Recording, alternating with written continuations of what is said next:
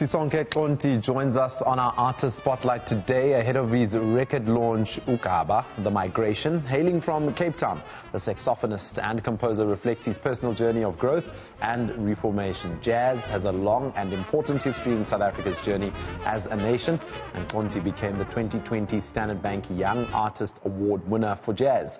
He joins us now to chat about his journey. Thank you so much for your time, Sisonke, and thank you for joining us on Weekend Dawn. Now, tell me, how did the love for playing the saxophone arise? I mean, you were always into music, already playing instruments at the age of 10, but how did the love for the saxophone actually pick up? You know, it was never the saxophone. I was always in love with the trombone.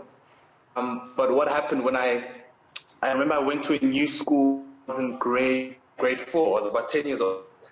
I told my parents that I want to play the trombone. They went to the music teachers and they were like, no, there's no more trombones left, but you can play the clarinet. So I started the clarinet when I was 11. And then the natural progression from there is always go to the saxophone, you know. I just happened to stumble upon it. And once I started playing it, man, I really fell in love with it.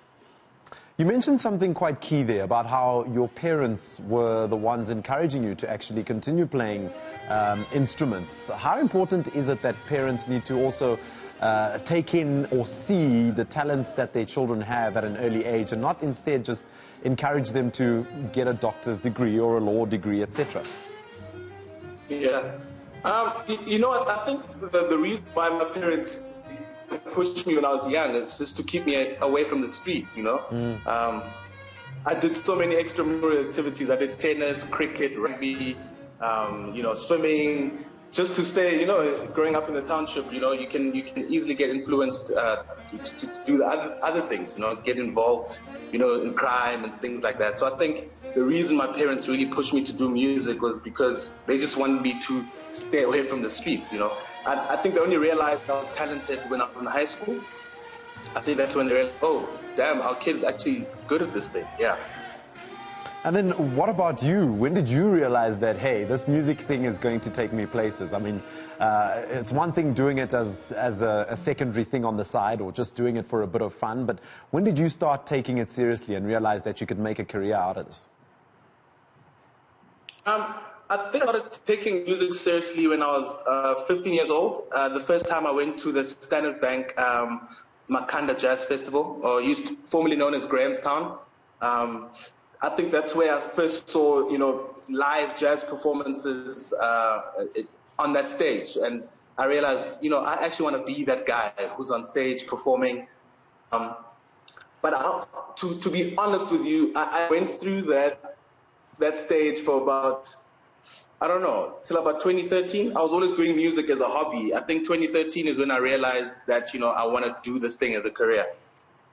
And now you mentioned the likes of the Makhanda Jazz Festival, and the first thing I think of is this year it was different because of this COVID-19 pandemic, and you as an artist were probably affected as well because the gig economy itself took a knock. How did you survive? How did you manage the past few months, considering that people were very limited with their movements? I was really lucky, you know, winning that Standard Bank Young Artist Award. Standard Bank really looked after me. They gave me a lot of work. I did a lot of internal gigs for the staff, and also those, I guess we did a lot of also live streams. I remember I did a live stream on the rooftop. So, you know, they really helped keep my finances in check. You know, it was really tough. So I'm really just grateful to them for that opportunity. Now, talking about musical opportunities, who do you look up to and who would you like to have on your portfolio to have played alongside or played with, considering that you already have a long list of collaborations and people that you've played with in the past? Yeah, you know, I think in South Africa, I've really achieved all the goals that I wanted. Not to blow my own horn, you know, all the people that I've looked up to in South Africa, I have worked with, thank God for that. But I'd say, you know, one guy that I'd really share the stage with, I guess would be one of my all-time heroes, Joshua Redman, an amazing saxophonist from America. I just look up to the guy. I would just love to, be next to his genius, and learn a lot from him. And in terms of performing on the international stage, I know you've played in the likes of Mozambique, you've played in China, the Reunion Islands, and even Angola. What's next in terms of ticking boxes? Where else would you like to play around the world? New York, man. There's that song that says, if I can make it in New York, then I can make it anywhere. That's the pinnacle. That's the point. That's the pinnacle, I've yet to go there. I've yet to go to America, actually. So I think for me, that's my biggest dream, to go to New York. Now, before I let you go, I just want to know about the collaboration with Thandi Ntuli. You guys released something back in 2016 titled what? Deluge? Was that the name of the album? Can you explain that for me, the collaboration with Thandi Ntuli?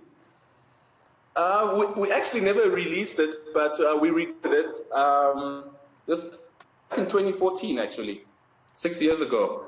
We did I guess we both share love for house music. And we just decided to record, I guess, a house album. Unfortunately, it never put out. We never released it due to other reasons. But yeah, the music is still there. And it's all about house music. We both love house music. That was a project, really. I think you got me wanting to ask one more question about this love for house music and how the music and the instruments that you play are one thing, but then there's also a passion for the likes of house music. How do you as an artist not stay in one circle or one genre of music? How do you just venture off into different types of genres? I mean, that's why we are artists, right? We're always trying to recreate and reimagine ourselves differently, push the boundaries a little, and not get too comfortable. I'm that kind of artist, and I grew up listening to different styles of music. So I'm known as a jazz musician, but I really want to explore different genres as well. So that's why I did it. We recorded a house album. It's something that we needed to do. You don't want to live life with regrets. I can't wait to hear this house album. I do hope it'll come out one day. Sisonke, thank you so much for your time, and thank you so much for joining us on Weekend Dawn, Channel 405. Looking forward to seeing what you have planned for the new year. Hopefully things will go back to normal, and we'll see you at the Makhanda Festival in the next few months.